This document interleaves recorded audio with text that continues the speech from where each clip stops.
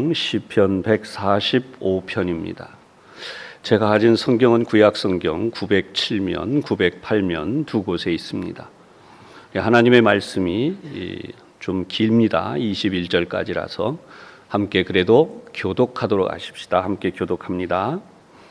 왕이신 나의 하나님이여, 내가 주를 높이고 영원히 주의 이름을 송축하리이다.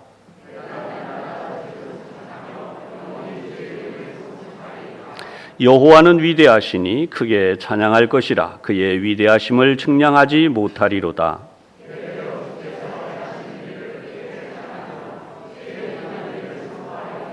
주의 존귀하고 영광스러운 위엄과 주의 기이한 일들을 나는 작은 소리로 읊조리리이다.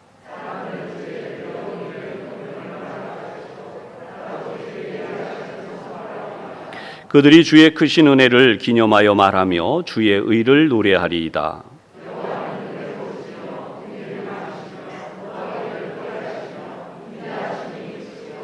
여호와께서는 모든 것을 선대하시며 그 지으신 모든 것에 긍휼을 베푸시는도다.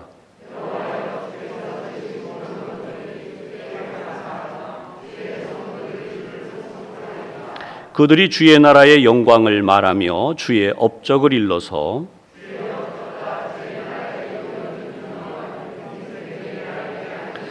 주의 나라는 영원한 나라이니 주의 통치는 대대에 이르리이다.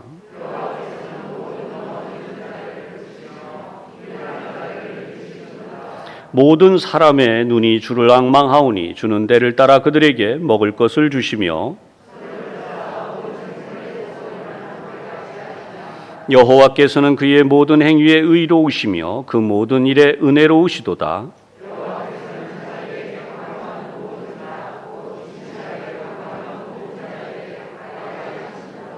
그는 자기를 경외하는 자들의 소원을 이루시며 또 그들의 부르짖음을 들으사 구원하시리로다.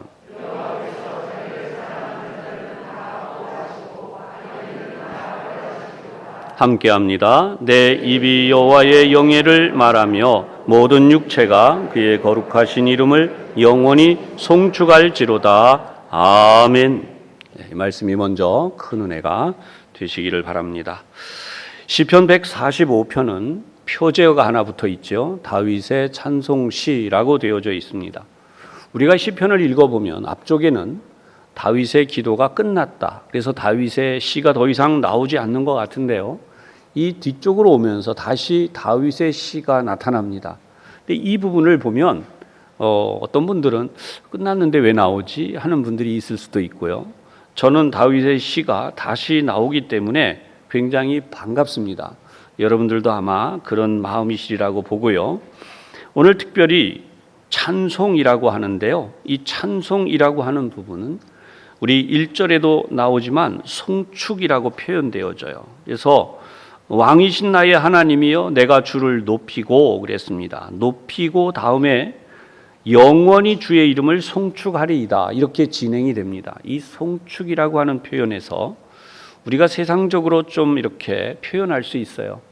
여러분, 칭송이라는 말을 아시죠? 칭찬하고 그 사람을 찬양한다. 그래서 이 칭송이라는 것은 굉장히 상대를 높이는 것이죠. 성경 오늘 본문을 보면 1절은 분명하게 쓰여 있습니다. 왕이신 나의 하나님이라고 합니다. 이 왕으로 번역되어진 단어는 함멜레크라고 하는 단어로 쓰여져 있습니다. 이것은 멜레크라고 하는 일반적으로 왕이라는 뜻이에요. 여기에 하라고 하는 정관사, 영어로 표현하면 더라고 할 수 있죠. 대문자 th, 그렇게 해서 붙이면 고유적인 의미를 가지게 되죠. 그래서 이 성경 역시도 그 왕, 바로 우리의 그분, 우리 하나님이라는 뜻입니다. 다른 시는 절대로 여기에 개입되지 않는 것이에요. 그렇다면 다윗이 이렇게 고백하고 있는 바로 그 하나님, 우리의 하나님이라고 하는 뜻은 무엇일까요? 일반적인 흐름 속에서 그 당시에 많은 사람들이 왕이라고 하는 존재에 대한 인식이 있습니다. 일반적으로 왕은 자기 이상 높은 존재가 없습니다. 자기는 명령자이고 자기는 관리자일 뿐만 아니라 다스리는 자입니다. 그러므로 왕들은 자기 위에 누구도 두지를 않습니다. 이방 나라의 모든 왕들의 공통점은 자기 자신이 신이라고 또는 신보다 높은 존재로 이렇게 말하는 시대였습니다. 그런데 그런 자연스러운 문화적 흐름을 뒤로하고 하나님을 높이는, 나는 하나님 아래에 있는 존재입니다 라고 고백하는 다윗의 이 신앙이 얼마나 위대하고 얼마나 놀라운 것인가, 오늘 우리는 이 부분을 함께 살펴보면서 은혜를 받고자 하는 것이죠. 왕이라는 자리는 부도 있지만 명예도 있습니다. 동시에 권력도 있습니다. 왕이 가장 못 참는 것은 권력의 손실이 아니에요. 명예의 손실입니다. 여러분, 현대인들도 마찬가지입니다. 여러분 한 분 한 분 다 마찬가지고요. 우리나라의 소위 말하는 정치적 생명을 말하는 이들은 그들의 명예가 어떻게 될까 가장 걱정하고 또 심려를 기울이는 부분이죠. 성경에서 나타나고 있는 이 부분을 통해서 오늘 우리 사회를 한번 비추어 보십시다. 우리 사회는 리더가 있고 리더를 따르는 자들이 있습니다. 이것을 권력 구조라고 하죠. 이 권력 구조에 대하여서 변함이 없는 세상이 이어져 왔었습니다. 그러나 최근에는 SNS라고 하는 것들이 발전하게 되면서 이 권력 구조에 대한 부분에서 상당히 개혁이 일어나기도 하고, 개혁이라고 하기보다는 엄청난 변화와 격변이라고 할 만한 그런 시기를 겪고 있는 것이죠. 여러분은 팔로우라고 하는 단어를 들어보신 적이 있으실 것입니다. 팔로우라고 하는 단어를 들으면 어떤 생각이 드십니까? 당연히 SNS를 통해서 우리가 알고 있는 것처럼 블로거라든가 아니면 인스타그램이라든가 약간 차이가 있지만 연세가 드신 분들임에도 불구하고 이 부분에 대하여 상당한 지식들이 있으실 것입니다. 젊은이들은 단번에 알죠. 여러분, 신종 리더라고 할 수 있는 이 블로거들, 그리고 인스타그램에서 또는 요즘 최근에는 카카오톡 또는 유튜브에서 두각을 드러내고 있는 팔로워들, 소위 말하면 그 사람에게 좋아요라고 하고 그 사람을 따르는 사람들이 얼마나 되느냐라고 하는 것에서 그 사람의 리더적 위치가 결정이 됩니다. 이것은 정치적인 것이나 또는 사회문화적인 부분에서 우리가 기존에 알던 리더와는 완전 별개의 것입니다. 제가 전에도 잠깐 말씀을 드렸지만 얼마나 화장을 이쁘게 하나, 이거 하나만으로도 엄청난 팔로워가 생겨요. 다시 말하면 그를 따르는 사람들이 생깁니다. 그런데 그것은 그 하나만으로 끝나는 게 아니라 소위 생각하는 사고방식에까지 엄청난 영향을 미친다는 면에서 새로운 구조가 형성되어졌다는 것이죠. 제가 아는 어떤 목사님도 성경 구절만을 보내는데 엄청난 팔로워를 가지고 있습니다. 그런데 이분한테는 소위 말하는 광고 회사들이요, 좀 이렇게 광고를 넣게 해달라라고 요청을 한답니다. 목사님은 한사코 거절하시는데요. 그것이 상업적인 목적만이 아니라 요즘과 같이 이제 선거를 앞두고 있는 이런 상황이 되면 소위 리서치를 한다는 단체에서 굉장히 많은 연락이 온대요. 또 선거를 앞두고 있으면 당신의 영향력이 대단하니 좀 우리를 어떻게 도와줄 수 있겠느냐라고 하는 소위 그런 연락도 온다고 하는 것입니다. 여러분, 저한테는 한 통도 안 와요. 그러나 그런 분들은 연락을 받는다는 거죠. 이런 의미에서 보면 기존의 질서들이 완전히 바뀌었다는 걸 알게 됩니다. 사랑하는 여러분, 그럼에도 불구하고 세상은 변함없이 리더와 팔로워들이 존재하고 있고, 이 세상에 안타까운 현실, 변하지 않는 것 하나는요, 오프라인으로 넘어가면 여전히 존재하고 있는 것인데요. 이 오프라인이라고 하는 곳에서 소위 리더들이 존재하고 있었고 그 리더들 아래에는 당연히 팔로워들이 있었습니다. 그런데 이 리더가 힘을 잃으면 팔로워들이요, 언제 우리가 그분을 따랐고 언제 그분을 우리가 추종했었냐라는 듯이 떠나버린다는 것입니다. 누구라고 말씀 안 드려도 누구라고 말씀 안 드려도 여러분들이 더 잘 아심으로 이 부분은 생략을 하겠습니다. 교우 여러분, 우리는 이러한 세상을 맞이해도 변함이 없는 진정한 리더가 계십니다. 바로 우리 주님이시며 우리의 하나님이시죠. 여러분들이 변함없이 우리가 의지하고 믿을 수 있는 바로 그분, 그분이 우리에게 알려주시는 놀라운 비밀이 하나 있어요. 그것은 뭐냐? 우리는 세상에서 다른 삶을 살아야 한다는 것입니다. 어떤 다른 삶을 살까요? 따라 하실까요? 다른 사람을 높이며 살아갑시다. 아멘. 우리는 삽시간에 다른 사람보다 높아지는 비결을 알고 있어요. 그게 뭐냐? 나보다 강한 사람을 꺾으면 됩니다. 나보다 더 대단한 사람보다, 그 사람보다 내가 더 대단한 것을 증명하면 됩니다. 안타깝게도 우리 사회 구조가 그래요. 그런데 하나님은 전혀 다른 말씀을 하세요. 너희가 높임을 받고자 하는 대로 남을 대접하라. 다른 사람을 높일 때에 너희가 높아진다는 것이. 우리 사회를 보십시오. 뉴스든 아까 말씀드린 소위 SNS든 요즘 흔히 젊은이들이 많이 보고 있는, 어르신들도 관심이 있죠. 유튜브라든지 온통 깎아내리는 얘기예요. 높이는 얘기를 거의 찾기가 쉽지 않아요. 뭐 그렇게 대단들 하신지. 저는 너무나 안타까운 마음이 뭐냐면 우리 사회가 무섭도록 병들어가고 있다. 정직한 사람 찾을 수가 없고요. 믿을 사람 찾기가 쉽지 않고요. 정말 같이 갈 수 있는 동반의 마음을 가지는 사람 찾을 수가 없는, 점점 불신만 깊어져 가고 있지 않습니까? 실체를 이야기한다지만 실체가 어디까지냐 해서 소위 나오는 유행어가 생겼어요. 그런 말 하잖아요. 팩트가 뭐냐? 사랑하는 여러분, 리더가 권력을 잃으면 뿔뿔이 흩어지는 그런 세상이 지금 반복되고 있지 않습니까? 그런 의미에서 우리는 그리스도인다운 삶이 뭐냐라고 하면 다른 사람을 높이고 다른 사람을 세워주는 삶을 사는 것이에요. 여러분, 그 가까운 가장 쉬운 방법으로 제가 제시하고 싶은 것은 부부입니다. 우리가 부부로 살아가면서 남편이 아내를 높여준 일이 몇 번이나 될까요? 우리 사회에서 그냥 일반화되어진 유교적 풍조에서 남편은 자연스럽게 아내로부터 높임을 받았습니다. 그러나 이것이 구조적 개편이 이루어지는 현재 서로가 서로를 높여줘야 하는 시기임에도 불구하고 우리 사회는 신종 유행어들이 많이 나올 정도로 남편과 아내가 서로 높이지 못한 채로 살아갑니다. 제가 이 자리에서 그런 사회적 문제는 시간 관계상 말씀도 드리지 않지만 새로운 것을 제시하고 싶기 때문에 딱 이 한마디만 하겠습니다. 자기 아내를 자랑하는 사람은 사회적으로 나가면 무슨 출이라고 불렸죠. 왜 그랬을까요? 이 말 자체가 얼마나 문제가 많습니까? 세상에서 가장 가까운 것이 부부이잖아요.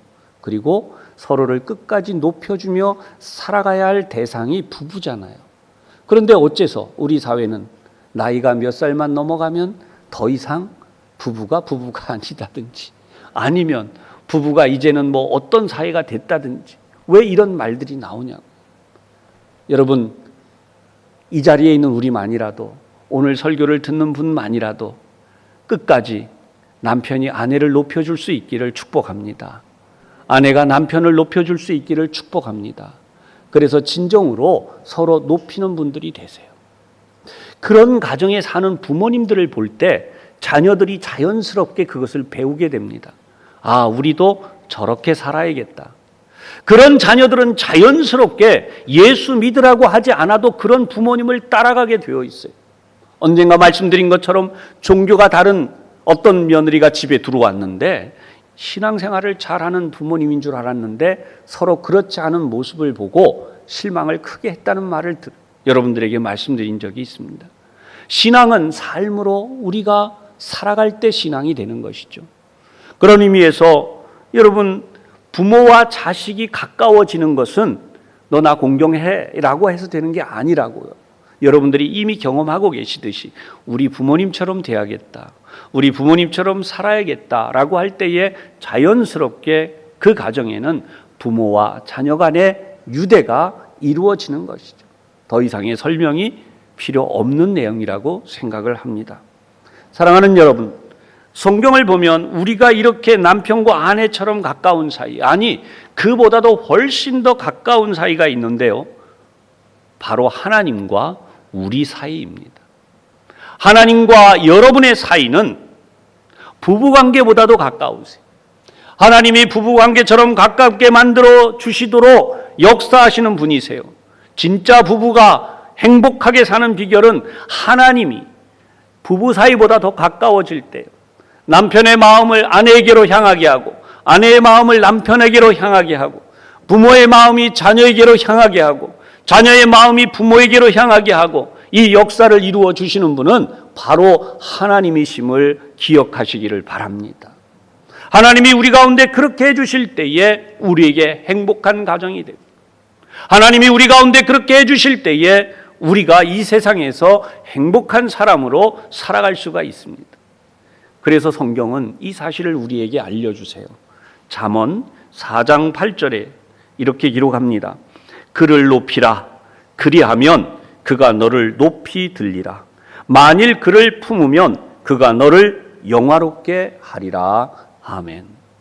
여러분, 하나님은 우리가 하나님을 이렇게 할 때에 하나님이 이렇게 해주시겠다라고 기록하지만, 사실은 정말 중요한 것은 뭐냐면 하나님은 그렇게 안 해도 우리를 사랑하고 계세요.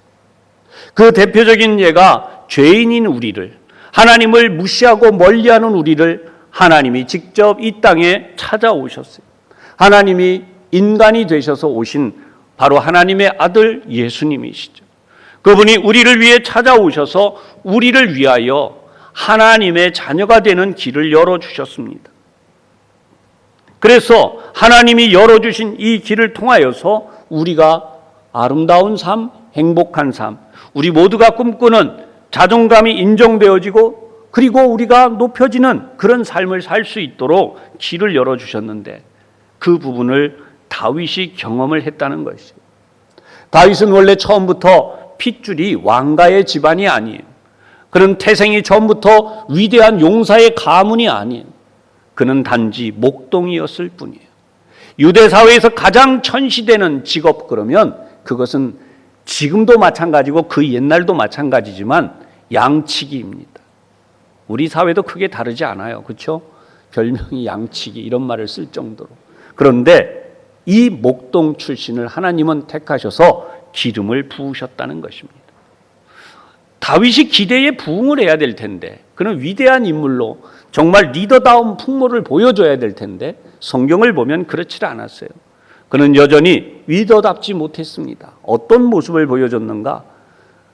내란과 전쟁의 위협 속에서 오랫동안 자신을 추적하던 사울의 그런 영향 때문이었는지는 모르지만, 그는 하나님이 자기에게 이미 주신 은혜와 복에 대하여 만족하지 못하고 도대체 나한테 있는 병사가 얼마 되나, 싸울 수 있는 용사의 수가 얼마나 될까를 점검하고자 했어요. 근데 그의 휘하 장군이었던 요압 장군은 이미 이게 잘못됐다는 것을 알았습니다. 그래서 다윗 왕에게 이렇게 말합니다. 왕이시여, 어찌하여 이 불의한 일을 시키십니까? 하나님께서 얼마든지 왕에게 군대를 더하시리이다. 그럼에도 불구하고 다윗은 고집을 세웁니다. 왜 그랬을까요? 이때 잠깐 다윗은 자기 위에 진정한 왕, 하나님이 계시다는 사실을 잊었던 것 같습니다. 그래서 결국은 기를 쓰고 고집을 세워서 군대의 수가 얼마나 되는지, 싸움에 나갈 만한 자가 얼마나 되는지 점검을 하고야 맙니다. 아니나 다를까 하나님이 사자를 보내셨어요. 결국은 선택을 하게 합니다. 그 결과 이스라엘 백성들이 엄청난 숫자가 역병으로 죽게 됩니다. 하나님 앞에 엎드려 회개합니다. 하나님이시여, 차라리 저를 치십시오. 저희 집을 치십시오. 왜 이 백성들을 이렇게 두십니까? 라고 하나님 앞에 참회하고 회개하게 됩니다. 하나님이 그때 다윗을 용서하시고 이제 다시 하나님의 인정하시는 왕으로 이끌어가기 시작하십니다. 여러분, 일반적으로 왕이 자기 군대를 계수한 게 무슨 문제가 됩니까? 일반적으로 왕으로서는 당연히, 리더로서는 당연히 할 일 아니겠어요? 저도 목사로서 우리 교인이 얼마나 되는지, 우리 교인들의 직업이 뭔지, 우리 교회에 도대체 어떤 식으로 봉사할 수 있는지, 우리 교우들이 어떤 식으로 나아가 활동할 수 있는지 조사하는 게 당연한 거 아니겠어요? 그러나 여러분, 다윗의 모습을 비추어 본다면 하나님이 다윗 위의 왕이신 것처럼 제 위의 진정한 리더는 하나님이세요. 할렐루야. 여러분, 제가 여러분들을 임의로 대할 수가 없습니다. 하나님이 여러분들을 대하시는데 오늘도 제가 이 설교를 임의대로 하는 것이 아닙니다. 하나님이 주시는 말씀을 가지고 여러분들에게 믿음으로 사시도록 권면을 드리는 것입니다. 여러분, 다윗을 하나님이 인정하실 수밖에 없었던, 아니 다윗이 엄밀하게 말하면 하나님 앞에 엎드릴 수밖에 없었던 커다란 또 하나의 사건이 있습니다. 그것은 바로 인류 역사상 가장 죄질이 나쁜 왕의 모습을 보여줬다는 것입니다. 여러분, 리더가 자기 밑에 사람에게 신임을 얻지 못하면 무슨 리더가 돼요? 그 대표적인 일을 저질렀는데 바로 그것이 유명한 밧세바 간음 사건이에요. 자기 휘하 장군의 아내를 보고 떳떳하게 장군을 불러서, 야, 네 부인이 내 마음에 들어. 그러니 나한테 좀 보내라. 그때 당시에 왕이 그러면 신하들은 양보했어요. 그런 시대잖아요. 그런데 그렇게 하지 않고 그래도 뭔가 좀 일을 꾸며보려고 했었어요. 본의 아니게 자기의 불의한 임을 참지 못하고 간음을 저질러 놓고는 합법적으로 일을 처리해 보려고 했는데 그러다 안 되니까 결국은 우리아 장군, 자기의 충복을 살해합니다. 살인죄를 지어요. 백성들은 몰랐어요. 우연히 전쟁통 속에 우리아 장군이 죽은 줄 알았습니다. 그러나 알고 보면 음모되어진 살인이었다는 것이. 밧세바가 이를 낳았지만 하나님 그 생명을 거두십니다. 가차없이. 사랑하는 여러분, 이 일로 인해서 우리는 다윗이 무너지고 망하는 것이 마땅하다고 볼 수 있지만 성경을 이미 알고 있기 때문에 우리는 다윗은 훌륭한 왕이야라는 전제로 보고 있습니다. 그러나 수평선상에 똑같이 제왕들의 이야기 속에 다윗의 이야기를 갖다 넣어보면 그는 결코 이 시간 이후로 왕이 되면 안 됩니다. 그는 왕답지 못합니다. 하나님도 그를 버리셔야 마땅합니다. 그러나 성경을 보면 전혀 그렇지가 않아요. 하나님은 어떻게 역사하셨나? 이러한 부분에서 다윗을 하나님은 용서하세요. 이런 하나님에 대한 고백을 다윗이 어떻게 하고 있습니까? 하나님의 그 놀라운 사랑이 무엇인지를 경험했다는 것이죠. 그래서 일평생 동안 그 하나님을 향하여 엎드리기 시작합니다. 그 하나님이 진정한 나의 왕이라고 고백을 한 이 성경 본문 3절을 내려가 보십시다. 여호와는 위대하시니 크게 찬양할 것이다. 진정 위대함은 용서에 크다는 의미, 진정 위대함은 상상할 수 없는 자를 용서한다는 것이죠.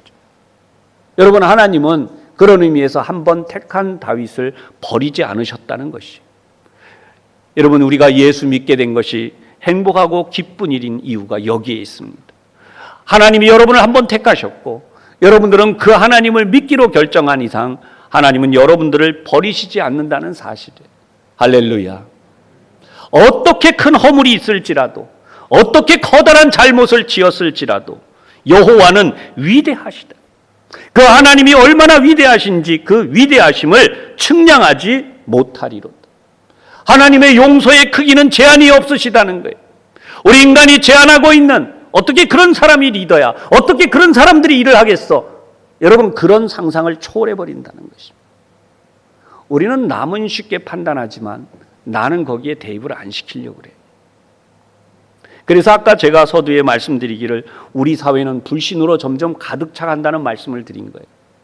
사람들이 사람을 믿지 못하도록 SNS를 비롯한 다양한 매체들이요, 수많은 고발을 해요. 엄밀히 말하면 우리 한 사람 한 사람이요, 그렇게 한다면 어떻게 누가 설 수 있겠습니까? 지난 주간에 저한테 엄청난 일이 하나 일어났는데 이 외부에서 제 메일을 타고 들어와서 제 메일을 싹 털었어요. 그리고 저한테 이렇게 보냈습니다. 당신은 이런 일로 이게 당신의 서버가 다 털렸고 당신 메일이 털렸고 뭐 하니까 미화, 그 무슨 비트코인 이런 걸로 자기 구자를 써놨어요. 써놓고 거기로 돈을 보내래요. 안 그러면 당신의 메일로 동영상을 비롯한 불미스러운 것들을 다 보내겠대요. 저는 불미스러운 게 없잖아요, 개인적으로. 그런데 또 하나 걱정되는 거는 거기에 그런 말을 써놨어요. 당신의 메일로 안 좋은 것들을 사용하면 당신이 어떻게 되겠습니까? 합의점은 얼마입니다 해서 그건 한 200만 원 정도를 저한테 요구를 했어요. 제가 경찰에 신고를 했습니다. 물어봤어요. 그랬더니 첨부 파일이 왔냐 그래요. 첨부 파일이 오지 않았는데요. 어쨌든 그랬더니 그 상황을 이렇게 설명해서 얘기했다 그랬어요. 제가 이제 고민하게 됐어요. 이야, 요즘 사이버 세상이 무서운 세상이구나. 자기가 원하니까 저를 협박해서 그런 돈을 받으려고 하는 거예요. 목사님, 후속 조치가 있으면 저희가 하겠습니다. 그런 분들이 있는데요. 제가 이제 그 SNS의 그런 부분들을 보면서 이야, 그래, 목사로 산다는 게 참 행복하구나. 다른 게 없으니까. 그런데 제 명의를 이용해서 그렇게 하겠다라고 협박을 하는 걸 보고 하나님 앞에 맡기고 기도했어요. 사랑하는 여러분, 세상이 이렇게 악합니다. 누구를 믿겠습니까? 그러니 내가 하지 않은 일도 만드는 세상이 되어갑니다. 성경을 보면 하나님은요, 우리에게 놀라운 역사를 이루는 분이다. 제 메일을 털어서 제 비밀번호를 알아내가지고 제 메일로 보냈기 때문에 스팸 처리를 해보니까 안 되더라고요. 제 메일로 된 거라서. 제 비밀번호를 얼마든지 밝힐 수 있다는 거예요. 저보고 그랬어요. 협박이 뭐냐면, 당신이 비밀번호를 바꾸고 뭐라고 해도 다 들통나니까 소용없다고. 이야, 참. 말로만 들었지 제가 겪어보니까, 이거 참. 그래도 목사라고 저를 조금 유명인사로 아나봐요. 공격을 그렇게 했다는. 그러나 하나님 앞에 맡겨드리고 기도하고 끝냈어요. 사랑하는 여러분, 성경은 하나님의 위대하심이요, 이 SNS를 넘어간다고 저는 믿습니다. 하나님의 위대하심은 그렇게 행동한 사람도 하나님의 손길 아래 얼마든지 있습니다. 여러분, 이 나라 대한민국에 사는 걸 감사하시기 바랍니다. 지난주에 우리 임원들 모임이 잠깐 있었는데, 부서 모임. 멀쩡한 분이에요. 기저질환 전혀 없어요. 해외 출장 나갔다가 그 나라에서 주는 백신 맞고 오히려 좋아했는데 얼마 있다가 코로나 걸려서 못 돌아오고 말았어요. 그러니 여러분, 이 나라에 사는 게, 우리나라 백성 되어 사는 게, 하나님이 특별히 교회를 많이 세우시고 예배하는 자들이 많은 땅에 사는 그 복이 무엇인지 확실하게 우리 모두 다 체험하고 있는 거예요. 누가 무슨 말을 해도 예수 믿는 사람이 많은 땅, 할렐루야. 주의 크고 두려운 권능, 6절에 나옵니다. 사람들은 주의 두려운 일의 권능을 말할 것이요, 나도 주의 위대하심을 선포하리이다. 다윗이 경험한 이 위대함은요, 우리의 것이에요. 저와 여러분들이 이 땅에 사는 동안 기념하며, 7절에 보면 주의 크신 은혜를 기념하며 주의 의를 노래하리이다. 그 하나님은 여러분들의 사는 생활을 이미 알고 계세요. 하나님이 예비하신 복으로 여러분들에게 주기를 원하세요. 그래서 하나님의 이 풍성한 사랑은 어떤 사랑이냐? 여러분 8절에 보시면 여호와는 은혜로우시며 긍휼이 많으시며 노하기를 더디하시며 인자하심이 크시도다. 우리 사회는요, 불의를 못 참는 사회로 돼가요. 누가 무슨 일이 있었다 그러면 즉시. 그런데 알고 보면 하나님이 우리를 그렇게 심판하신다면 저나 여러분이나 하루에도 몇 번씩 죽을 수밖에 없어요. 어떻게 살겠습니까? 그런데 그 하나님이 우리를 용서하시되 긍휼이 많으시며 노하기를 더디하시는 이유는 회개할 기회를 주신다는 것이죠. 세상의 사람들이요, 하나님이 어디 있냐 그래요. 교회 다닌 사람들에게도 그런 비난의 이야기를 들이댑니다. 그런데 하나님을 비판하고 비방하는 사람들은 당연히 하나님이 복을 주지 마셔야죠. 햇빛도 비추지 마시고 비도 내리지 않으시고 그 사람들의 생명은 그때 끝나게 하시고, 하나님은 근데 그런 분이 아니라는 거예요. 그분의 수완이 얼마든지, 그분의 연세가 80이든 90이든 100이든 120이든 살려두시는 거예요. 왜 그럴까요? 회개할 때까지 마지막 기회를 주세요. 이 마지막 기회를 무시하고 자기의 자존감으로 인생을 끝낸 존재가 바로 가롯 유다입니다. 왜 사냐 너? 그런 모습으로 뭐하러 더 사냐? 이런 손가락질 받을 것 같으면 사단은 우리에게 가로지다와 같은 유혹을 합니다. 고만 살아. 구차하게. 왜 그러냐? 이렇게. 그러나 하나님은 우리를 한 번도 그렇게 하지 않으세요. 그 엄청난 범죄와 잘못된 죄를 저질렀음에도, 얼굴을 들고 다닐 수 없는 상황이 됐음에도 불구하고, 여러분, 그래서 다윗의 고백은 시편 50편 15절에 이 말씀이 나와요. 환난 날에 나를 부르라. 내가 너를 건지리니 내가 나를 영화롭게 하리라. 아멘. 하나님은 이렇게 우리를 하나님의 권능을 말하고 하나님의 위대하심을 선포하는 사람들에게 크고도 놀라운 은혜를 주신다는 것이죠. 하나님이 주시는 이 역사가 무엇입니까? 여러분, 오늘 우리는 태신자 운동도 하지만 아까 우리 장로님도 기도하셨듯이 우리는 전도를 해야 돼요. 그렇죠? 또 우리는 선교사님을 보내서 선교를 하고 있어요. 계속해서 교회를 세우기를 원하고. 여러분, 선교를 왜 하고 전도를 왜 하는 것입니까? 이 부분은 목사인 저도 마찬가지지만 여러분들도 그렇죠. 전도할 때 내가 성경에서 배우니까 하나님은 이런 분입니다. 그러니까 당신 하나님 믿어야 됩니다. 이렇게 하는 게 전도가 아니에요. 그렇죠? 선교도 마찬가지입니다. 성경에 보니까 이런 사람들입니다. 이럽니다. 라고 하나님 믿어야 됩니다. 라고 전해주는 게 이게 선교가 아니에요. 당연히 그런 부분이 포함이 되지만 그 자체로는 안 돼요. 재미난 이야기를 하나 말씀드릴게요. 오랫동안 전도를 해온 분이 있었어요. 그런데 이 전도해오는 분을 보고 그 친구 되는 분이 무슨 이야기를 하냐 하면, 야, 성경에 나오는 대로 네가 전해주는 그 예수님 좋아. 나도. 그런데 내가 너를 보면 교회 나가고 싶지가 않아. 너는 왜 예수님처럼 안 사니? 네가 예수님처럼 살면 나보고 교회 나오라고 안 해도 나도 따라가고 싶어져. 여러분, 이 엄청난 충격적인 이야기예요. 이 실화예요, 여러분. 선교라고 하는 것은 내가 가서 예수처럼 살아야 돼요. 그럴 때 거기 있는 이들이 예수를 믿게 되는 것입니다. 전도라고 하는 것도 내가 예수님처럼 살아갈 때 직장에서 전도가 되어지고, 여러분, 우리 주변에서 전도가 되어지고, 그런 전도가 되는 거예요. 제가 참 부끄러운 것은 주변 사람들에게, 어떤 분들에게 그렇게 인정을 못 받고 있다는 그런 자괴감이 있어요. 얼마 전에 그런 기도를 했어요. 하나님, 제가 이 지역사회에 존경받는 리더로, 훌륭한 목사로 좀 그렇게 돼야 될 텐데, 한동안 세종병원의 환우들을 위한 기도도 한 10년 가까이 했고, 요위에 해리몬에 올라가서도 직원 예배를 거의 한 10년 가까이 그냥 무상으로 돈 안 받고 하는 거예요. 이게 다 그렇게 했고, 그럴 때에는 인사하는 분들도 많았어요. 저보고 뭐 주변에서 목사님 선한이라 하십니다. 양로원도 그러고 주변에 뭐 이렇게 나눠드리고 그러면. 그런데 이제는 사회가 그걸 다 하니까 교회가 할 게 없어요. 언젠가 한번 굉장히 놀랐어요. 하나. 그건 놀란 게 뭐냐 하면, 전혀 제가 모르는 분인데 그런 이야기를, 이 주변에 좋은 교회가 어디냐고 이사 온 분이 물으니까 뭐라 그랬냐면, 저기 산성교회 가라 그랬대요. 저기 부천 산성교회 가라 그랬대요. 저는 한 게 아무것도 없는데 그 말씀이 나온 이유가 뭐냐 하면, 저기 산성교회는 말씀대로 설교하는 목사님이 있고 말씀대로 사는 성도들이 있다 그랬대요. 할렐루야. 야, 우리 교회가 그 인정을 받았구나.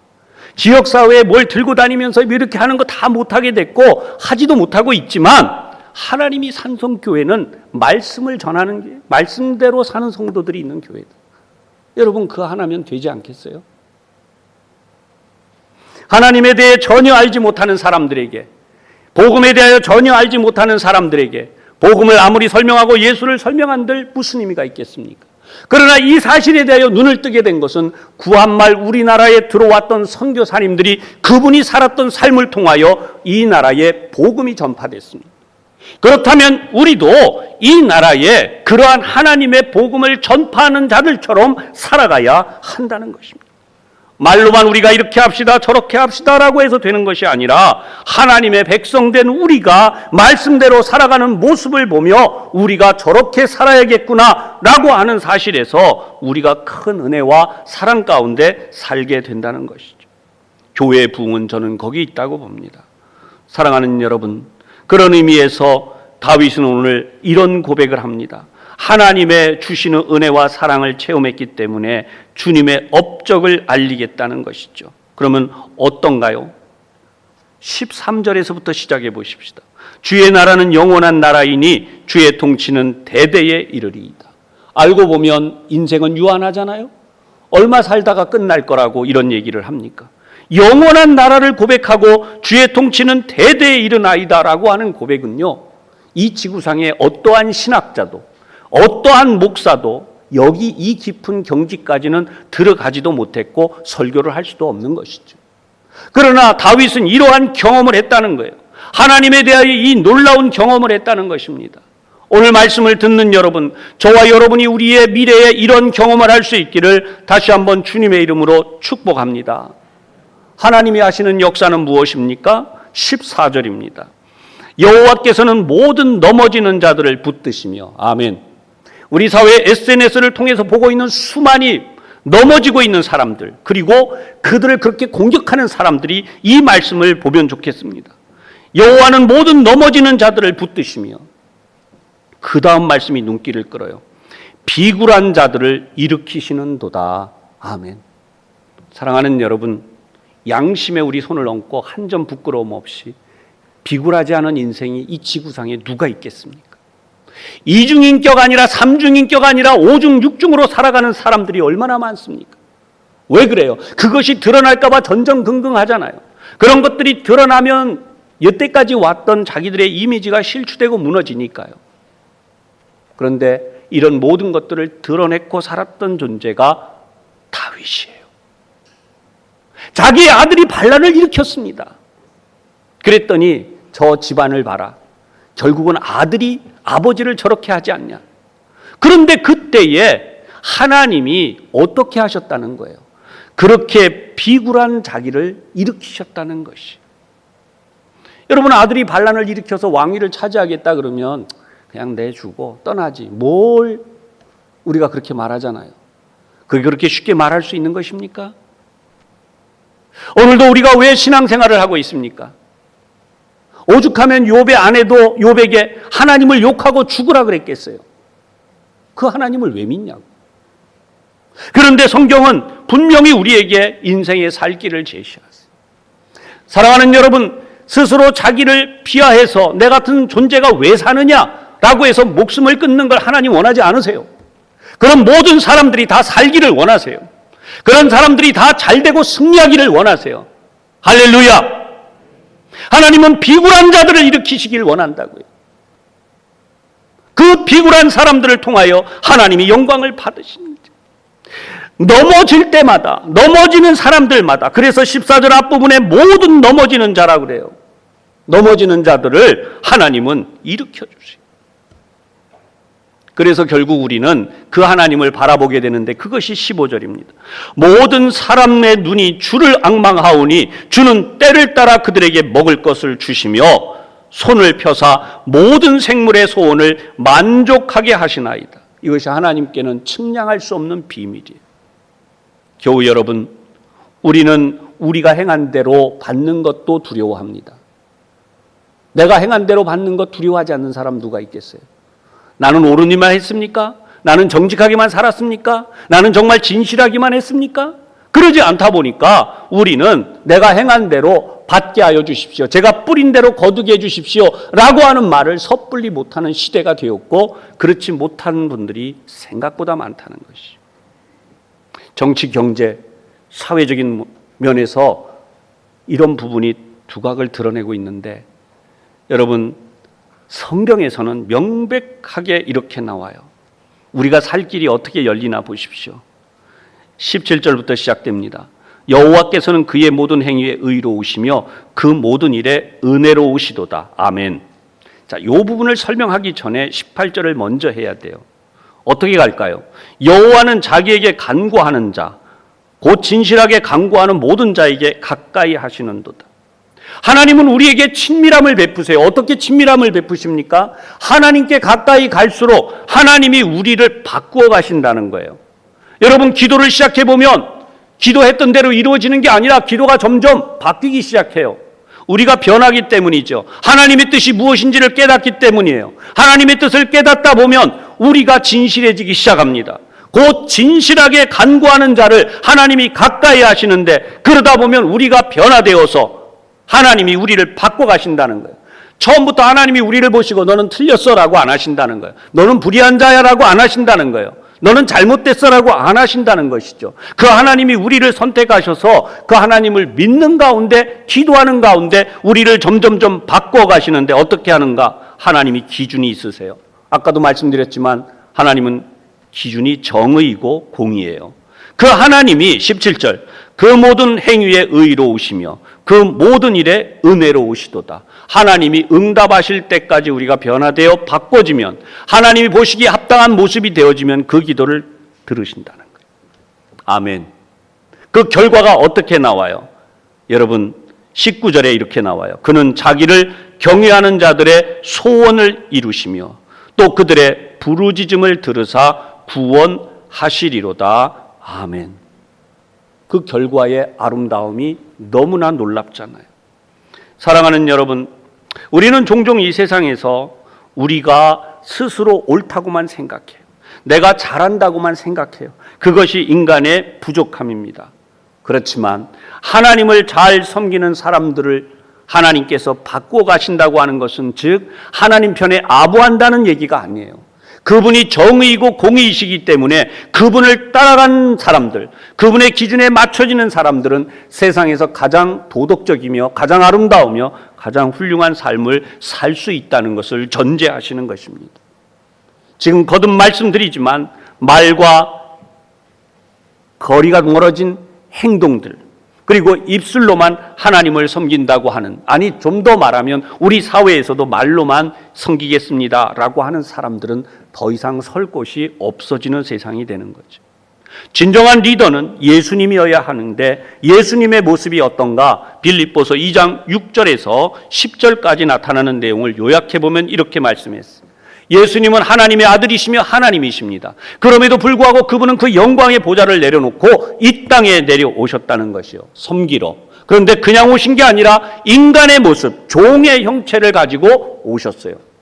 그렇기 때문에 그분이 종의 형체를 가지고 오셨을 뿐만 아니라 십자가에 달려 죽으시기까지 하나님께 복종하셨다는 것입니다. 여러분, 이 부분은 우리 인간이 한계를 가진 부분이에요. 복종 싫어합니다. 누가 복종을 좋아하겠습니까? 하나님이시면서도 아버지이신 하나님께 절대 복종하신 예수님을 우리는 본받아야 되는 것입니다. 그런데 그 예수님을 어떻게 하셨다고 성경이 계속 기록하고 있느냐? 하나님이 그를 지극히 높여 모든 이름 위에 뛰어난 이름을 주셨대요. 그 당시 예수님이 십자가에 달리실 때는 예수님의 이름은 가장 모욕적인 이름이었어요. 신성 모독의 죄를 범했을 뿐만 아니라 그는 이중적, 삼중적 절대로 옳지 않은 사기꾼 수준이 아닙니다. 예수님 이름이. 오죽하면 사도 바울이 그를 믿는 자들을 멸하리라고 쫓아다녔겠어요. 그럴 정도로 예수님의 이름이 욕된 이름이었다는 것이에요. 그러나 그 예수님의 이름이 어떻게 됐다고요? 모든 이름 위에 뛰어난 이름이 되게 하시고 그 이름 아래 이 세상에 땅에 있는 모든 자들, 이 세상에 태어난 모든 사람들이 예수님의 이름에 무릎을 꿇게 하셨다는 것입니다. 할렐루야. 이것이 오늘 우리가 예수를 믿는 이유예요. 오늘도 예배하는 여러분, 더위도 계속되지만 피곤하고 번거로운데 왜 이 성전에 오셔서 예배를 드리십니까? 예배에는 중요한 이유가 있어요. 시편 134편 3절입니다. 천지를 지으신 여호와께서 시온에서 내게 복을 주실지어다. 아멘. 천지를 지으신 이 하나님이 복을 어디서 주신다 그러냐면 시온에서. 시온은 바로 이 성전이잖아요. 하나님을 예배하는 곳에서 우리에게 복을 주신다는 것이. 분명히 말씀드리지만 하나님이 허락하지 않으시면요, 우리를 돌보지 않으시면 우리 인생은 순식간에 끝나버립니다. 여러분, 아침에 일어났는데 몸이 안 움직이는 사람들이 얼마나 많은지 몰라요. 갑자기 말을 못하게 된 사람들, 눈을 뜨지 못하는 사람들, 음식을 먹지 못하는 사람들, 다양한 사람들이 이 세상에 살아요. 누구도 잘 살고 싶지 않은 사람이 누가 있습니까? 오늘 제가 이렇게 설교하는 것도, 여러분들과 이런 대화를 하며 말씀을 함께 나누는 것도 여러분 하나님이 주시는 은혜입니다.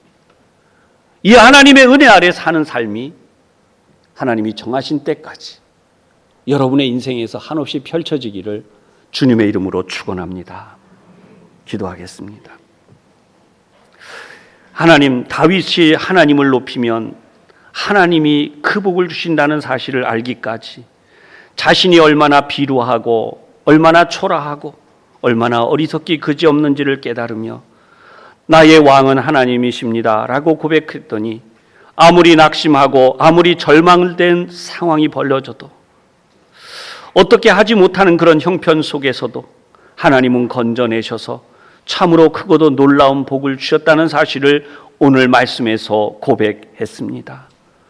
하나님, 저희들이 마땅히 그렇게 살아야 함에도 불구하고 하나님이 주신 은혜와 복으로 살면서도 우리는 하나님의 이름을 생략해버리고 하나님을 높이는 일을 생략해버리고 하나님을 인정하지 아니하고 우리가 얼마나 잘났는지, 우리가 얼마나 능력이 있는지, 우리가 얼마나 잘했는지를 말할 때가 얼마나 많이 있었습니까? 그렇게 하나님의 영광을 가로채고 하나님을 무시한 채 살아가는 저희지만 하나님 저희들을 끝없이 용서하시고 오늘도 이렇게 하나님의 말씀을 통하여 그 사랑을 다시 한번 깨달을 수 있는 기회를 주시니 감사드립니다. 오늘 저희 다시 한번 하나님의 은혜를 새로이 깨달으며 이제 하나님의 이름을 높이는, 진정 그래서 우리가 우리의 본분을 다하는 믿음의 삶을 살고자 합니다. 우리 하나님, 저희 가운데 역사하여 주시고 영광을 받아 주시옵소서. 예수님 이름으로 기도하옵나이다. 아멘.